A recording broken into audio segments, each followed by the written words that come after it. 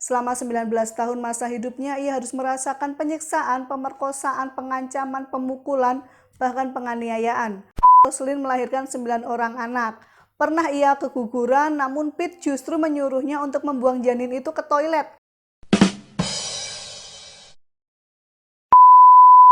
Hai sis bro, apa kabar? Pasti sehat kan? Iya kan? Iya dong. Namaku Elsa dan di channel ini kita akan membicarakan, membahas, dan mengupas informasi-informasi yang mungkin masih banyak orang belum tahu. So, untuk dukung channel ini silakan klik tombol subscribe dan aktifkan lonceng notifikasinya.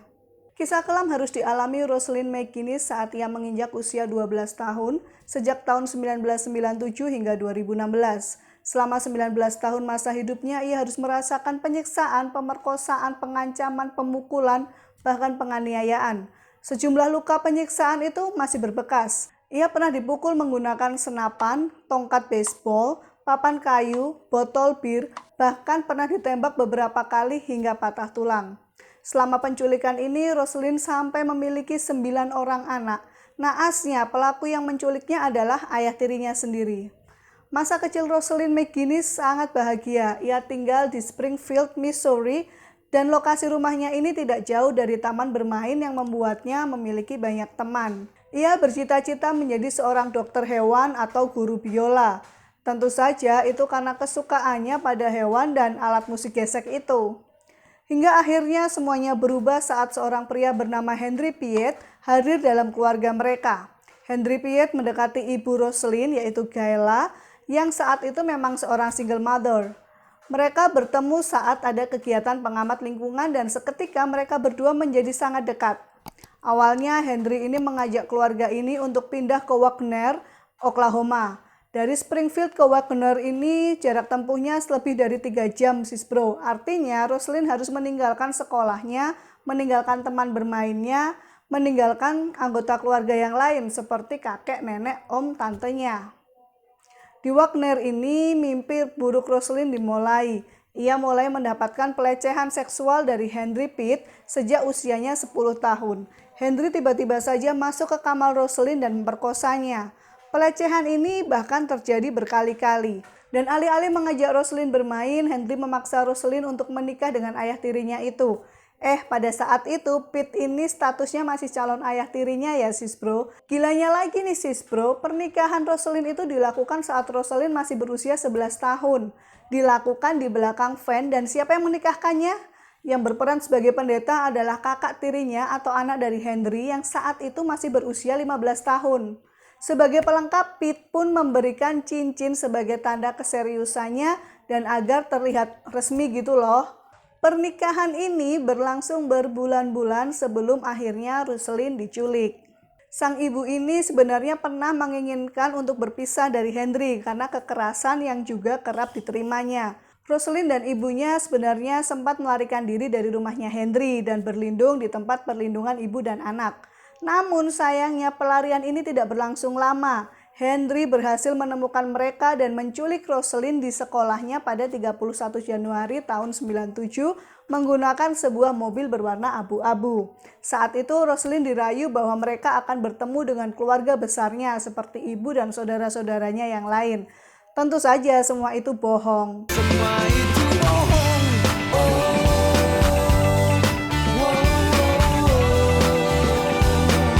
Kini Roslyn hanya berdua dengan Henry. Roslyn saat itu hanya menurut saja apa kata Henry karena Henry mengancam bahwa akan membawa Roslyn ke rumah sakit jiwa karena mengizinkan Henry untuk melecehkannya. Gila kan nih cowok? Ya pastilah anak usia segitu ketakutan kan ya. Roslyn itu belum ngerti kalau ancaman itu adalah ancaman yang aneh dan gak benar. Saat itu sudah tersebar berita tentang hilangnya Roslyn. Sang ibu juga membuat selebaran dan pengumuman tentang hilangnya Roslyn, lengkap dengan foto dan ciri-cirinya. Selama pelarian mereka tinggal di beberapa kamar hotel. Jadi pindah-pindah hotel gitu loh sis bro. Henry ini juga mengganti penampilannya dengan mengecat rambutnya menjadi warna hitam dan juga memakai kacamata agar tidak mudah dikenali. Bahkan ia memaksa Roslyn ini untuk mengganti namanya. Namun pencarian ini harus dihentikan saat Roslyn berusia 13 tahun setelah gagal menemukan petunjuk apapun selama berminggu-minggu. Selama 19 tahun diculik oleh ayah tirinya itu, Roselyn melahirkan 9 orang anak. Pernah ia keguguran, namun Pete justru menyuruhnya untuk membuang janin itu ke toilet. Parah emang si Henry Pete ini. Dari 9 anaknya yang dilahirkan Roselyn, tidak ada satupun yang mengerti apa yang dialami oleh ibu mereka. Tidak satupun. Ini dilakukan Roselyn agar anak-anaknya bisa bertumbuh sewajarnya tanpa tahu ada penyiksaan yang dialami oleh sang ibu. Henry ini ya pernah suatu ketika berkata kepada anak-anaknya begini, Satu-satunya alasan kalian hidup adalah karena ada ibumu. Jika tidak ada, maka aku akan membunuh kalian semua. ada ya bapak ngomong kayak gitu ke anaknya. Maka dari itu si Bro Roselyn ini sangat melindungi anak-anaknya. Roselyn melahirkan anak pertamanya saat ia berusia 15 tahun. Saat itu ia tinggal di sebuah mobil yang kumuh dan tidak layak. Bahkan ia sampai mengemis di jalanan untuk meminta bantuan makanan. Karena si Henry ini suka menghambur-hamburkan uangnya untuk alkohol dan obat-obatan. Pernah suatu ketika nih sis bro, Roselyn itu punya ide untuk bikin es krim lalu dijual agar mereka bisa mendapat sedikit tambahan uang. Henry sih mengizinkan, tapi dengan syarat Roselyn tidak boleh banyak bicara dan ia harus lapor kepada Henry setiap jam. Meskipun pernah berusaha melarikan diri, namun Roselyn selalu mengurungkan niatnya karena ia sadar jika ia kabur dan ternyata tertangkap, maka ia akan menghadapi resiko yang jauh lebih besar. Sekedar informasi ya sis bro, Roselyn ini bahkan sempat loh ke kantor polisi saat usianya 18 tahun. Untuk apa? Untuk mengatakan kepada polisi bahwa sebenarnya ia itu tidak diculik, tapi lari dari rumah. Ya, Roselyn tidak berani mengadu ke polisi karena pada saat itu Henry sedang menyandra ketiga anak Roselyn, dan apabila ia mengadu ke polisi yang enggak nih, maka ia tidak akan bertemu dengan anak-anaknya lagi selamanya. Ya takutlah si Roselyn. Meskipun pasrah, Roselyn ini cukup pintar sis bro. Dia beberapa kali mengirimkan kode-kode ke beberapa orang, namun tidak pernah berhasil hingga suatu saat pasangan Lisa dan Ian menyadari ada yang tidak beres. Roselyn memperkenalkan dirinya sebagai Stephanie dan suaminya sebagai Bill. Pasangan ini pun beberapa kali kerap mengajak ngobrol Roselyn dan anak-anaknya. Hingga suatu saat Henry tahu kedekatan mereka dan akhirnya mengajak Roselyn dan anak-anaknya pindah ke sebuah desa terpencil di Oaxaca untuk menghindari Lisa dan Ian tentunya. Mengetahui ada yang tidak beres, maka Lisa ini mencoba mencari mereka, kemana mereka pergi. Dan benar saja Lisa pun menemukan keluarga ini beserta segala keanehannya dan kemalangannya. Kondisi rumahnya ini sungguh memprihatinkan sis bro. Jadi gini nih kondisi rumahnya. Menurut Lisa dan Ian, rumah keluarga ini sangat terpencil dan tidak ada tetangga. Ya, mereka sendirian. Saat masuk ke dalam rumah ini ditemukan 3 bilik yang dipakai untuk pembatas ruangan dan anak-anak McGinnis tidur di lantai semen. Dindingnya berlubang dan ada busa yang sangat tipis untuk tidur anak-anak juga rupanya. Benar-benar tidak layak untuk tempat tinggal dengan jumlah anak yang banyak. Dan mereka juga kelaparan, mereka juga tidak bisa baca tulis. Mengetahui keterbukaan Lisa, anak-anak Roselyn ini pun mulai terbuka dan bercerita kepada Lisa. Ceritalah mereka bahwa ayah mereka pun tidak pernah menyukai mereka sebenarnya.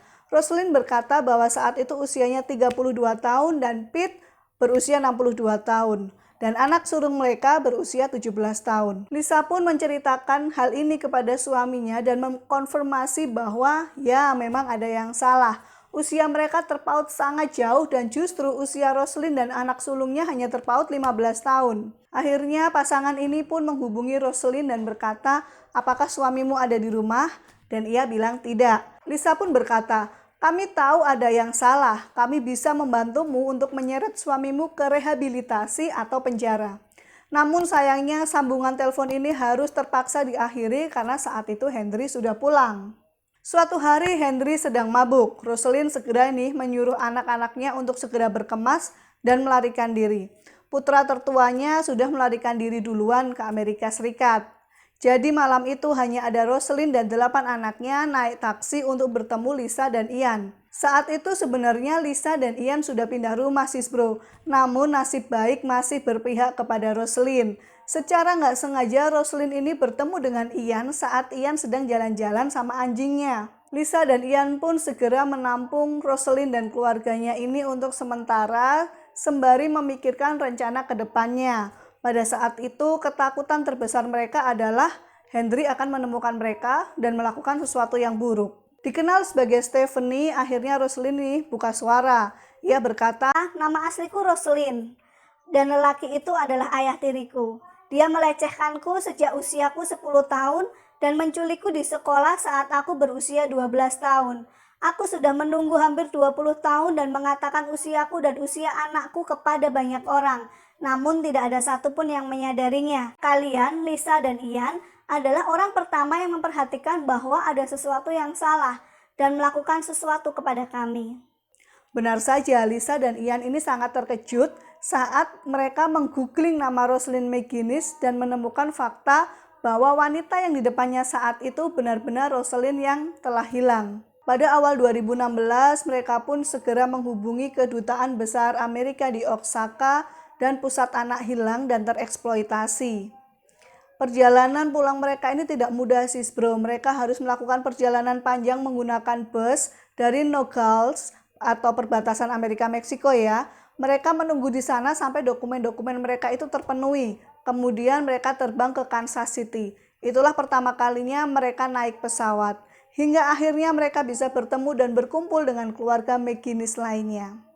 Di Amerika Serikat pun mereka harus berjuang nih sis bro. Mereka berjuang untuk menyesuaikan diri dengan kebudayaan bahkan makanan. Tentu saja itu tidak mudah. Rosalind McGinnis harus menafkahi ke-8 anaknya dan mereka juga membutuhkan bimbingan belajar tentunya. Untungnya selalu aja ada bantuan untuk Rosalind. Dialah J.C. Dugard yang memiliki kisah kelam yang hampir sama. Ia menghabiskan 18 tahun hidupnya sebagai korban penculikan sebelum akhirnya diselamatkan pada tahun 2009. Dugard sendiri membuka GIYC Foundation yang memberikan bantuan bagi korban pelecehan seksual jangka panjang. Rosalind salah satunya. Bagaimana dengan Lisa dan Ian? Mereka masih berkomunikasi sampai sekarang meskipun saat ini Lisa dan Ian sudah pindah rumah. Tujuannya cuma satu sis bro, yaitu untuk keselamatan mereka. Nama keluarga mereka pun tidak pernah tersebutkan di berita manapun. Lalu bagaimana nih nasibnya si penculik Henry Pitt?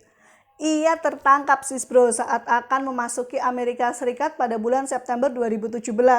Ia diekstradisi ke Oklahoma di mana ia didakwa atas tuduhan penculikan dan tindakan seksual kepada anak di bawah umur. Hebatnya nih sis bro, Henry ini sempat menyatakan bahwa dirinya tidak bersalah sama sekali.